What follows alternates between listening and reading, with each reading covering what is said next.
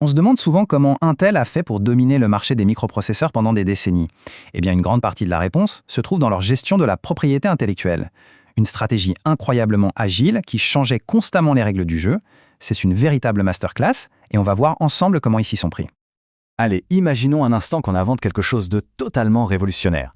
Quelle est la meilleure chose à faire? C'est le dilemme de base de toute innovation, un choix qui peut avoir des conséquences absolument énormes. En gros, il y a deux écoles. D'un côté, on peut bâtir une forteresse. On verrouille tout avec des brevets, on bloque tous les rivaux et on essaie de garder un maximum de profit pour soi. Et de l'autre, on ouvre grand les portes. On partage la technologie, on encourage tout le monde à l'adopter, dans l'espoir qu'elle devienne le standard de l'industrie. Deux philosophies vraiment aux antipodes l'une de l'autre. Et c'est précisément là que réside tout le génie d'Intel. Pendant des décennies, leur plus grande force a été de savoir exactement quand il fallait construire des murs et quand il fallait tout ouvrir. Ils n'ont pas juste choisi une stratégie, ils ont appris à jongler avec les deux. Alors, revenons au début. Dans la toute première phase, l'objectif d'Intel était simple, créer un standard. Et pour y arriver, ils ont fait un pari super audacieux, un pari qui semblait complètement contre-intuitif, l'ouverture totale. Pour bien comprendre, il faut se replonger dans l'époque. En 1978, Intel sort son microprocesseur 16 bits, le fameux 8086. Le truc, c'est qu'il n'est pas le meilleur sur le papier. Il y a des concurrents, comme Motorola, qui sont techniquement plus avancés. Mais le tournant, le vrai, il arrive en 1980, quand le géant IBM se décide à se lancer sur le marché du PC. Ils ont besoin d'une puce, et vite. Leur choix se porte sur une variante, le 8088 d'Intel. Et cette décision va absolument tout changer. Et là, attention, ce qui est vraiment fou, c'est ce chiffre, 12. C'est le nombre d'entreprises à qui Intel a accordé une licence pour produire sa propre puce 8086. Oui, Intel a volontairement laissé une douzaine de ses concurrents potentiels copier sa technologie. La question c'est pourquoi? Ça paraît insensé, non? Eh bien non, parce que cette stratégie d'ouverture a été un pur coup de génie. D'abord, ça a permis de produire assez de puces pour répondre à l'explosion de la demande avec le PC. Ensuite, la concurrence a fait chuter les prix, ce qui a rendu les ordinateurs bien plus accessibles. Et surtout, ça a permis à tout un écosystème de logiciels et de composants de se développer autour de leur architecture, l'architecture x86. C'est ce qu'on appelle l'effet de réseau. Plus il y avait de PC basés sur Intel, plus il devenait indispensable d'utiliser cette technologie. Au final, Intel n'a pas gagné la guerre de la meilleure puce, mais celle bien plus cruciale du standard de l'industrie. Mais voilà, une fois que la bataille du standard est gagnée, les règles du jeu changent du tout au tout. Le vent tourne et on entre dans la phase 2, la construction de la forteresse. Le raisonnement est assez simple en fait. La norme x86 était maintenant la reine du marché. Le danger ne venait plus des autres technologies, mais des entreprises qu'Intel avait laissées entrer au début.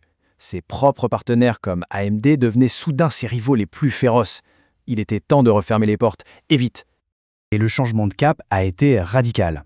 D'abord, Intel s'est mis à attaquer ses concurrents en justice de manière très agressive.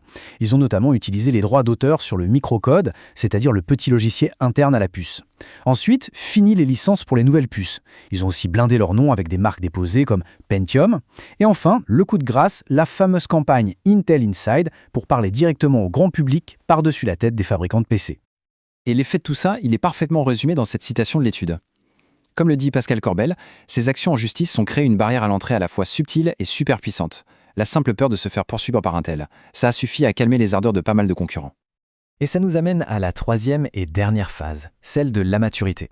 Intel est maintenant le leader incontesté du marché, et l'entreprise peut se permettre une stratégie encore plus fine, encore plus nuancée. C'est ce qu'on pourrait appeler la maîtrise du mélange. C'est là qu'on voit vraiment toute l'intelligence du modèle. D'un côté, Intel protège férocement son cœur de métier, les microprocesseurs, comme le Pentium. C'est là qu'ils font leur marge, c'est ce qui les différencie. Mais de l'autre côté, et c'est ça qui est malin, ils partagent gratuitement des technologies complémentaires, comme le port graphique AGP à l'époque. Pourquoi? Pour faire grandir tout l'écosystème du PC, ce qui au final crée une demande toujours plus forte pour des processeurs toujours plus puissants. Aujourd'hui, la boîte à outils d'Intel est complète. Ils utilisent absolument tout ce qui existe. Les brevets pour la technologie, le secret industriel pour les procédés de fabrication, les droits d'auteur pour le microcode et bien sûr les marques déposées pour l'image. Ce n'est plus une stratégie ou l'autre, mais un ensemble totalement intégré et super sophistiqué. Bon, après tout ce parcours, qu'est-ce qu'on doit retenir de l'histoire d'Intel? Eh bien, tout peut se résumer en un seul concept, le mix de propriété intellectuelle. En fait, l'analyse de ce cas nous donne 3 grandes leçons. Premièrement, une stratégie mixte qui combine plusieurs approches est souvent bien plus efficace qu'une stratégie unique et rigide. Deuxièmement, ce mix idéal n'est pas figé dans le marbre. Il doit évoluer en fonction de la position de l'entreprise et de ses objectifs. Et enfin, les différents outils de protection ne sont pas en opposition. Au contraire, ils se complètent les uns les autres. Et c'est ça la définition du hypermix. Ce n'est pas un choix binaire entre « je protège tout » et « je partage tout ».